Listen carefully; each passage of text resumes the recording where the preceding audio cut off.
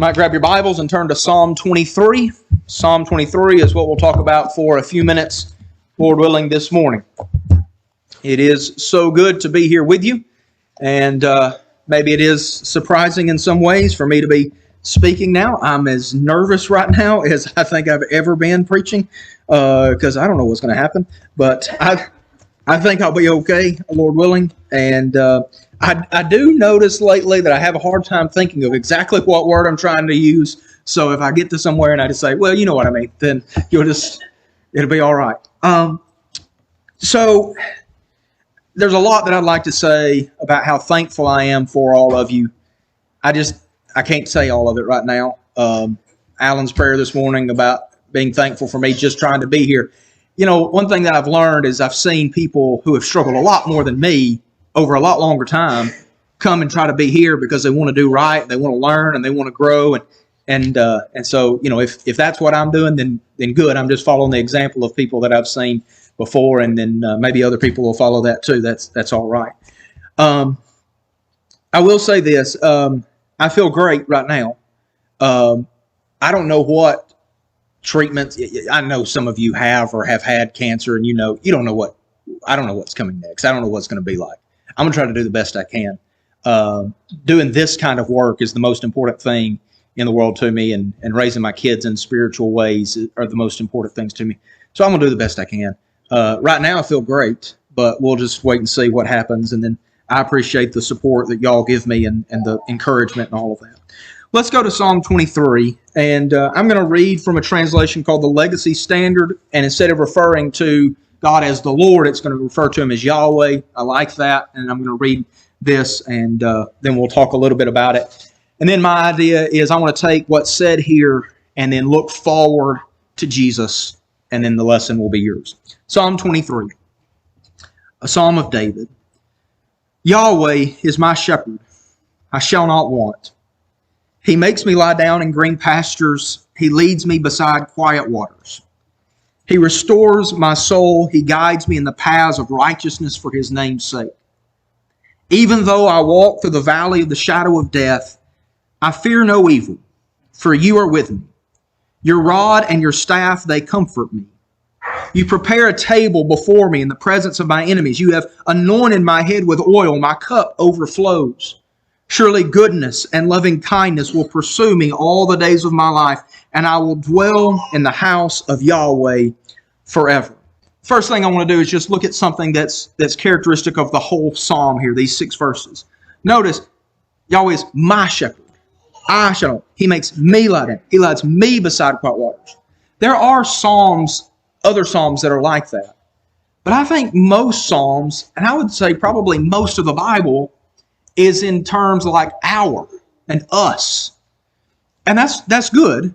And I think that's the way that God's design practically works, right? Like He calls out Israel, and then they are born into that. And so the language is better to talk about Israel as a whole or the nation as a whole, and then it's something about my personal connection. I think that's true about the church, right? God chooses those who are in Christ as a big group, and then we meet the conditions about whether or not we are there. But I think there are times where when we pause to think about it for a little bit, we say, okay, I am blessed because I happen to be in Christ, just in this big group. But if I think very carefully about it, this is a little bit off, but just think about Ephesians 1, where he says, in Him we have redemption, the forgiveness of our sins. He's using words like us and our in that whole part. But it doesn't take very long for us to ponder that and say, well, that means I've been forgiven. That means my sins have been washed away. That's me. My sins have been taken care of. So I think it's probably right to talk about it more in group settings, because then we meet conditions to be part of that. But it's personal too. My favorite passage along those lines is Galatians 2:20, where he says, I have been crucified with Christ. It's no longer I who live, but Christ who lives in me. And the life which I now live, I live by faith in the Son of God who loved me and gave Himself for me. I think a lot of places in the Bible we would see talk about Him giving Himself for the world, right? You know passages like that. But Paul says, for me, He loved me and gave Himself for me. But we see that language in Psalm 23. Notice he says, Yahweh. the Lord, the I Am, is my shepherd. That idea of God being our shepherd. He's our guide. He's our caretaker, our physician, our protector, our provider. You think of all the when you think about what God does for us, I guess it's impossible to come up with one symbol that describes how He does all the things that He does for us. I think even in this psalm, it's the first 4 verses are really Him as our shepherd, and then really 5 and 6 maybe are even more as like our host. But Psalm's a pretty good one. A shepherd is a pretty good one to talk about all the different ways that God's work for us is characterized. One passage that I think about when I think about this is, you remember 2 Samuel 5? Austin and Alan took us through that the other night. And David is going to be made king over the whole nation. And they come to him and they say, when Saul was our king, you were our shepherd. They talk about the fact that he led them in and out, and he went in and out among them, that he was really the one who cared for them and provided for them and protected them. And I wonder, it's interesting to me here that David is being referred to as a shepherd in 2 Samuel 5. I think this is probably a later psalm, but he begins to ponder God and think about how He is the one who has led and cared for him and guided him and protected him and all of those things. When we think about this, I think there's a consistency that we think about God here. One passage that's interesting is thinking about Jacob as a shepherd back in Genesis chapter 30 and verse 41. And he says, these 20 years I have been in your house, Jacob says, that's chapter 31, chapter 30 and verse 41. He says, now it would be that whenever the stronger the flock were mating, Jacob would place the rods inside of the flock by the trough, so they might mate by the rod. I'm missing something here. Look at 40. Yeah. Thus I was, by day the heat consumed me, and the frost by night, and my sleep fled from my eyes. Here is Jacob as a shepherd, and what's he doing? Well, he's just subjecting himself to whatever he has to. If that means following the sheep or leading the sheep in the heat or going with them in the frost in the night, then so be it. Now, God is not, what would we say? He's not affected by the environment like Jacob would be, but there is a sense in which he just hands himself over. He just steps down. He just bows down for our good, when there are things where he could just say, I'm not going to worry about taking care of that. And he does. And so I think you see that with what a shepherd has to do is they just have to give themselves over. And that's what God did to Israel, didn't he? He just gave himself to them to be used. And then in Psalm 28 and verse 9, David says again, save your people and bless your inheritance. Bless their shepherd also and carry them forever. And so there's this persistence, there's this endurance, and there's this recognition of every sheep. Now, he says, Yahweh is my shepherd, I shall not want. One translator I found said, I will never lack anything that I really need. And I think that's the point.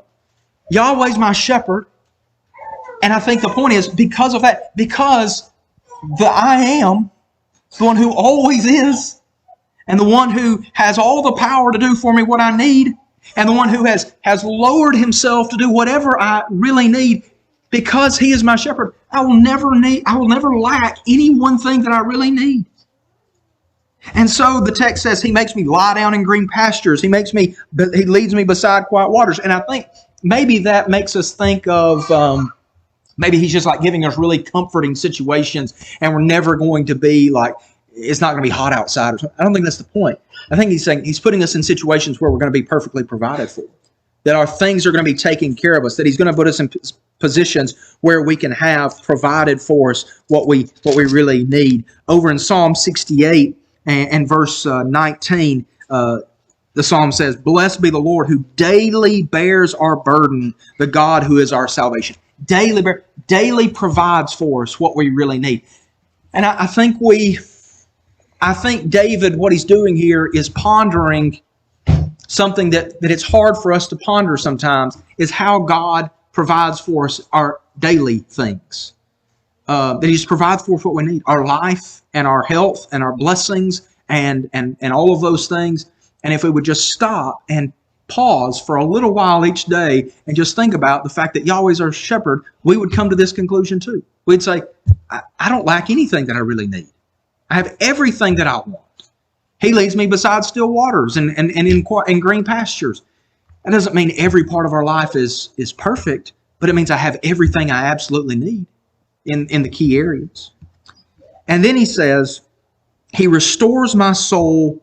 He guides me in the paths of righteousness for His name's sake.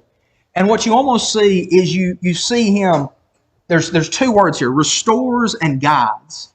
And so it's almost to me as if here's a sheep that's way off.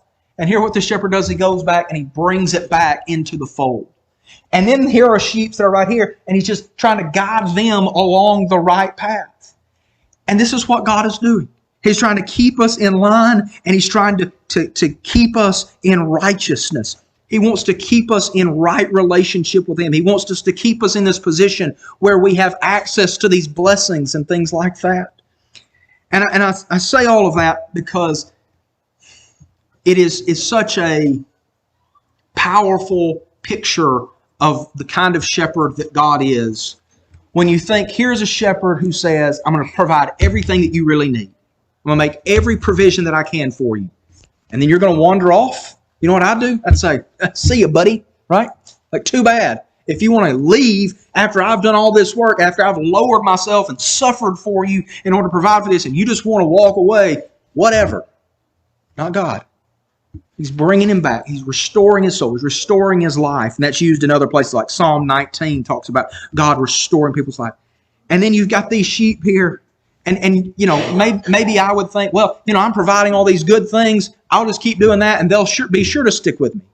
No, He's guiding them. He's pointing them in the right direction. He's trying to show them the right way to go. And He does it, it says, for His name's sake. So over in chapter 25 and verse 11, it says, for your name's sake, O Yahweh, pardon my iniquity, for it is great. Isn't that an interesting passage? Forgive me of my sin. Restore my soul. Guide me in the paths of righteousness. Forgive my sin, Psalm 25, verse 11, for your name's sake. Forgive my sin because it's great sin. And if for your name to be glorified, if you'll forgive my sin, that'll do a great job of things. Well, how is that the case?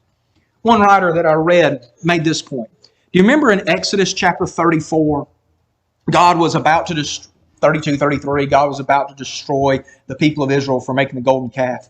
Moses steps in and intercedes for them. And then he wants to see God's glory. And in 34, God appears to Moses and really reveals Himself to him. And in chapter 34 of Exodus, in verse 5, God says, my name is I am, Yahweh, Yahweh.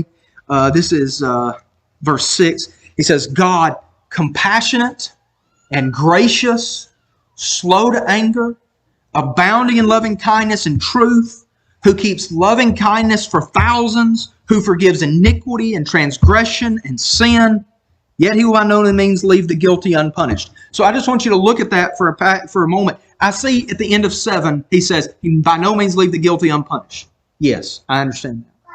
But look how many different phrases are used to talk about His passion, compassion, and forgiveness, and steadfastness, and faithfulness.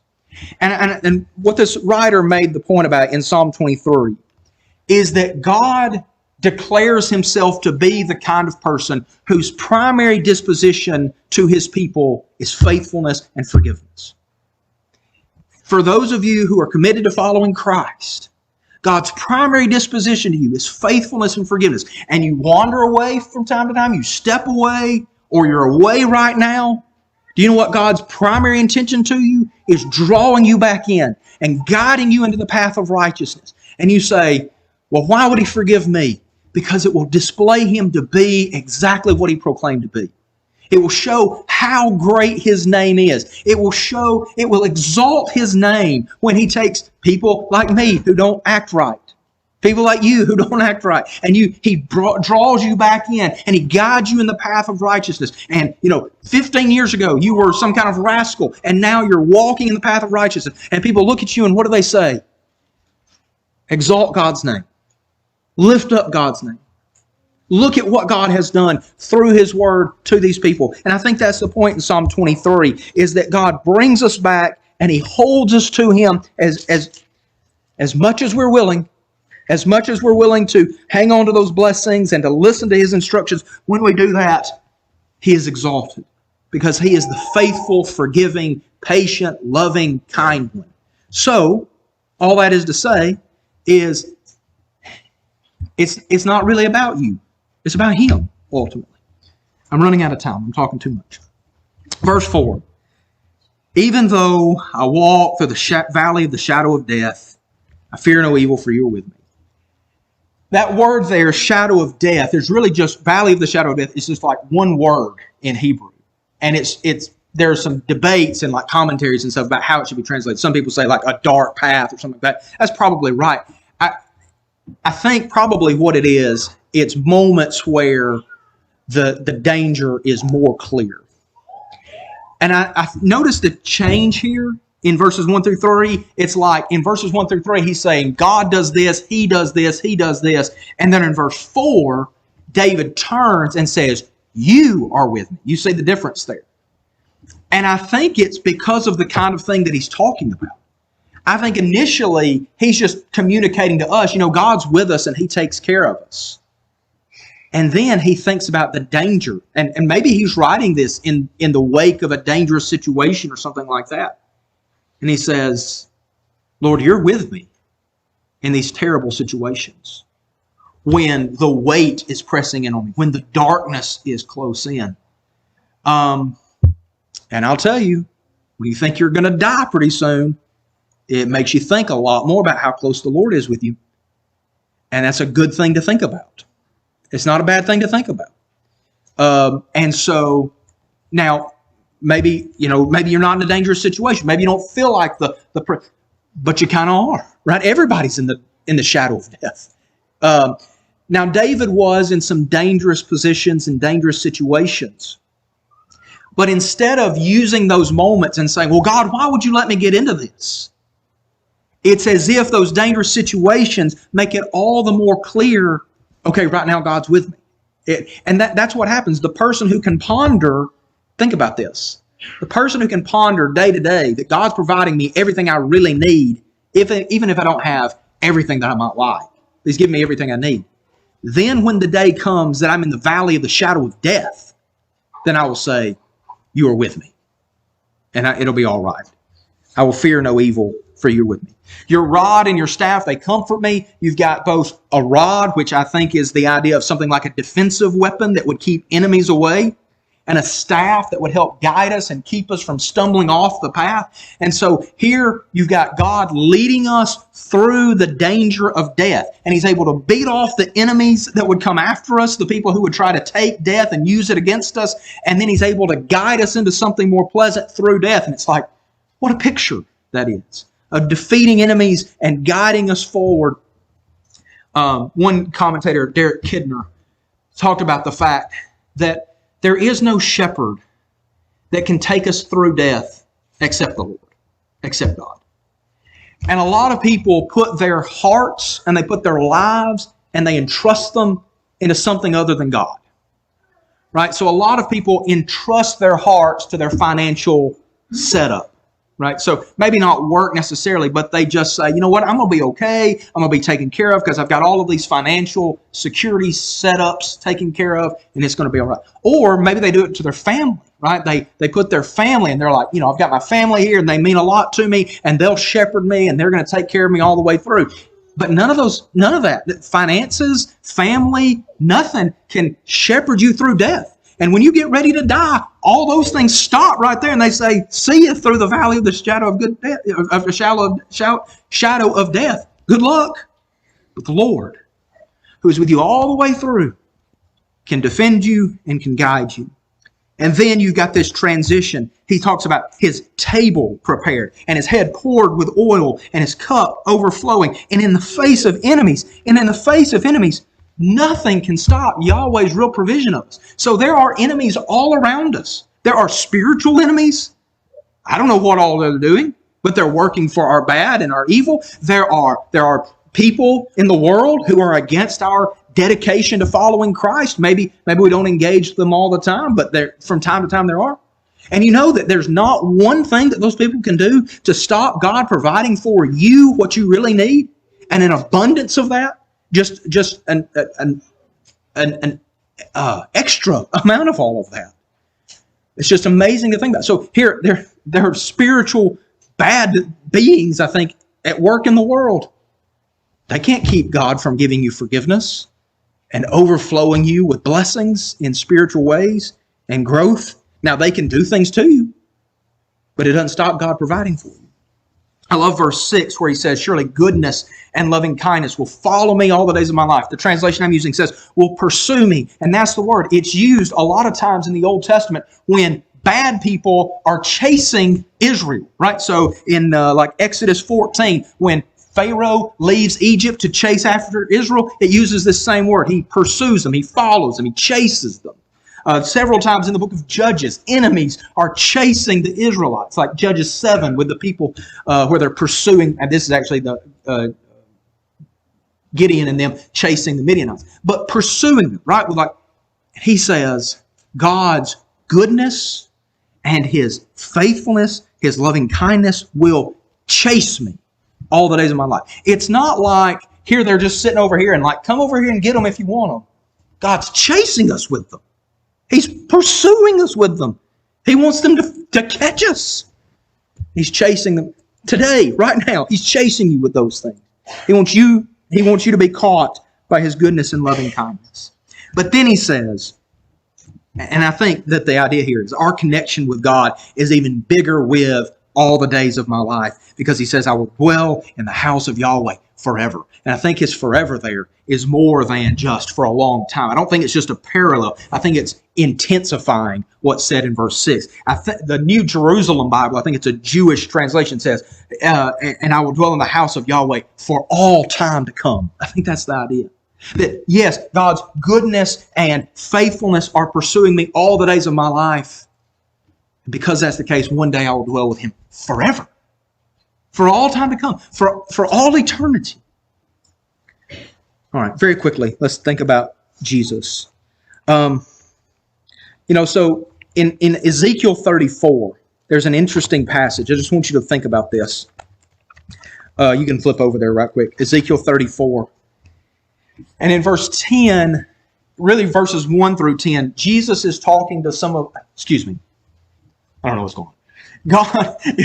God through Ezekiel is talking to some of the leaders in Israel, Judah, basically what's left over.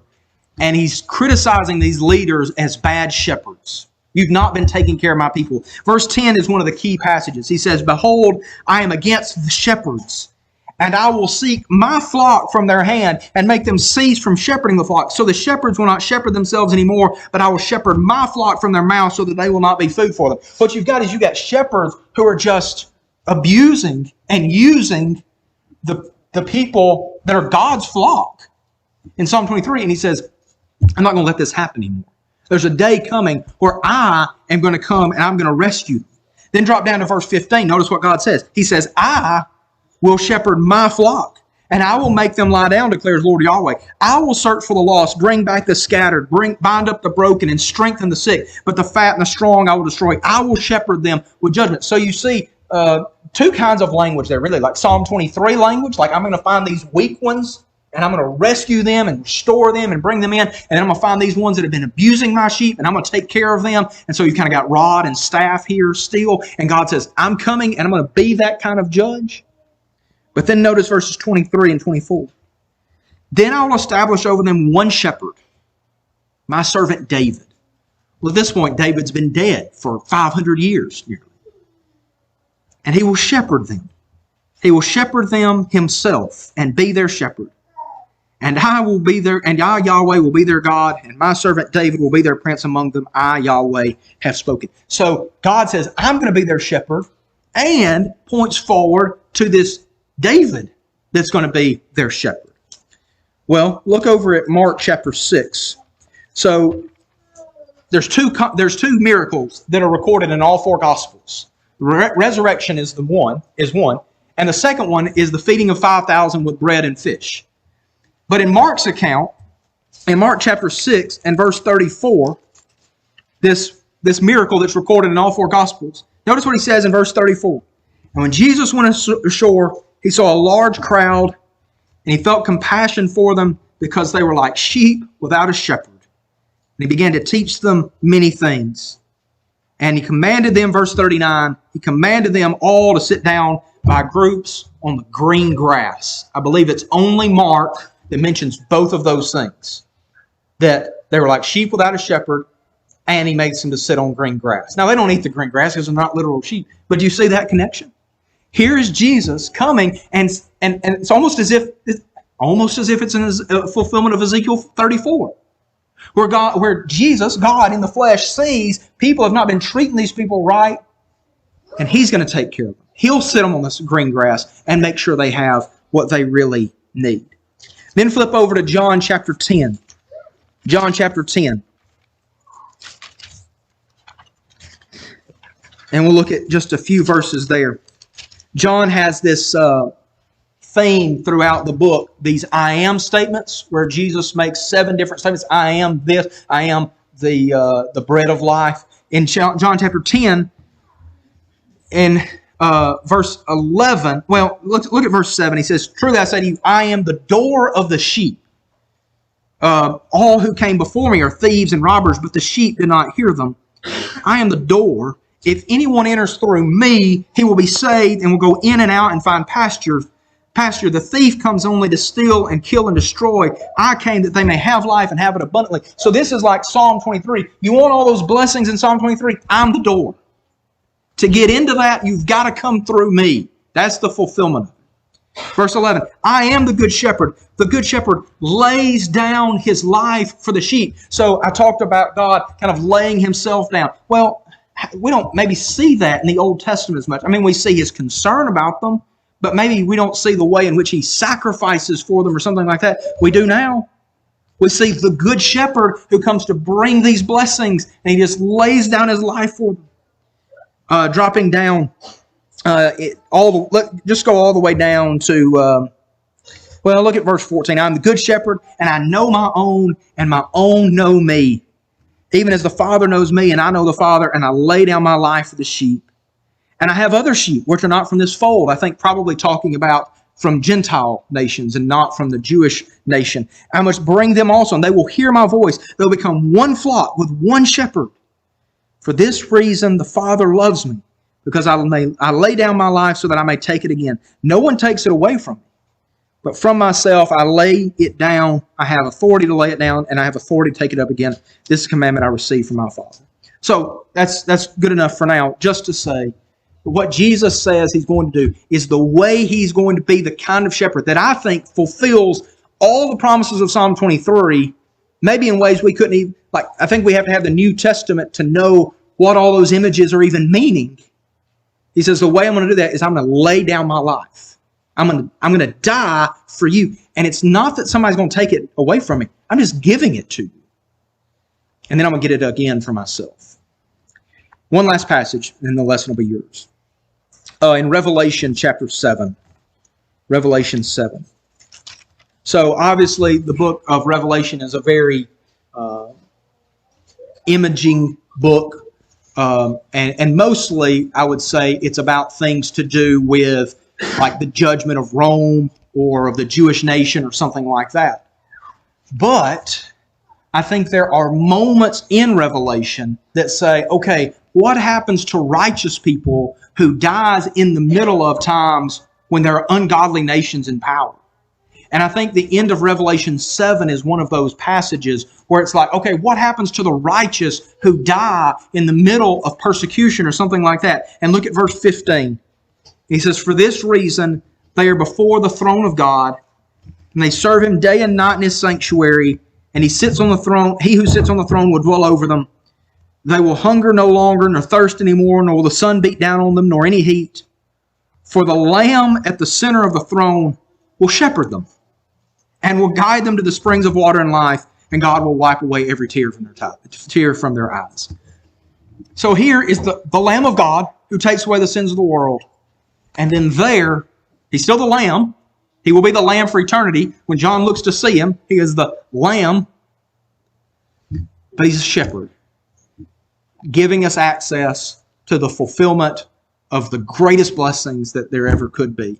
And so we get a taste of those now. We get just a glimpse of it. I think David got less of a glimpse than we do. We get more of a glimpse than David did.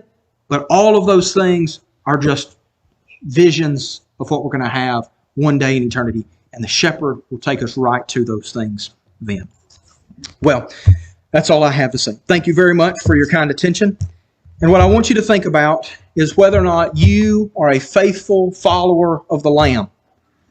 And what it means to be a faithful follower of the Lamb.